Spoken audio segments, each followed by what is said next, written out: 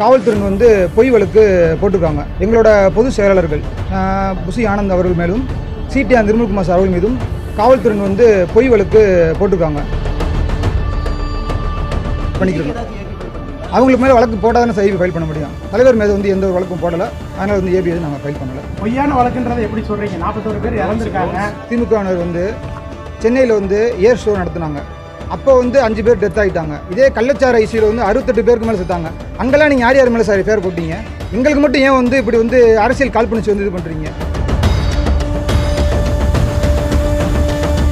இப்போ வந்து கடந்த 27/9/2025 அன்று கரூரில் நடந்த அந்த இஷ்யூ சம்மந்தமாக எங்களோட பொதுச் செயலாளர்கள் புசி ஆனந்த் அவர்கள் மேலும் சிடிஆர் நிர்மல்குமார் சார் அவர்கள் மீதும் காவல்துறை வந்து பொய் வழக்கு போட்டிருக்காங்க.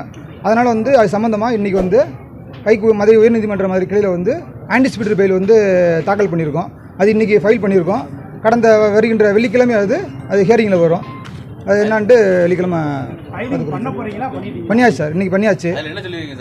எங்கள் மேலே போட்ட வழக்கு வந்து பொய் வழக்கு. அதனால் வந்து எங்களுக்கு வந்து முன்ஜாமீன் கொடுங்கன்னு சொல்லிட்டு முன்ஜாமீன் தாக்கல் பண்ணியிருக்கோம். அது வந்து நேற்று வந்து எங்கள் மாநில வழக்கறிஞர் அணி ஒருங்கிணைப்பாளர் வந்து அறிவலன் சார் வந்து நேற்று ஃபைல் பண்ண வந்தாங்க. அதுவும் இன்றைக்கி வந்து ஃபைல் ரெடி பண்ணிக்கிருக்காங்க. அதுவும் மேபி வந்து ஃப்ரைடே வந்துடும். நம்பர் ஆகலை சார். அது ஃபைல் பண்ணிக்கிறோம். அவங்களுக்கு மேலே வழக்கு போட்டால் தானே ஐபி ஃபைல் பண்ண முடியும். தலைவர் மீது வந்து எந்த ஒரு வழக்கும் போடலை. அதனால் வந்து ஏபி நாங்கள் ஃபைல் பண்ணலை. நன்றி சார். பொய்யான வழக்குன்றதை எப்படி சொல்கிறீங்க? 41 பேர் இறந்துருக்காங்க. ஆதாரங்கள் அடிப்படையில் வந்து பொய்யான வழக்கு சார். வந்து இதே வந்து திமுகவினர் வந்து சென்னையில் வந்து ஏர் ஷோ நடத்துனாங்க. அப்போ வந்து 5 பேர் டெத் ஆகிட்டாங்க. இதே கள்ளச்சார ஐசியில் வந்து 68 பேருக்கு மேலே செத்தாங்க. அங்கெல்லாம் நீங்கள் யார் யார் மேலே சார் பேர் போட்டீங்க? எங்களுக்கு மட்டும் ஏன் வந்து இப்படி வந்து அரசியல் காழ்ப்புணர்ச்சி வந்து இது பண்ணுறீங்க? அது ரொம்ப தவறு சார். சார் ஒன்றே ஒன்று தான் எல்லாரும் சொல்கிறது.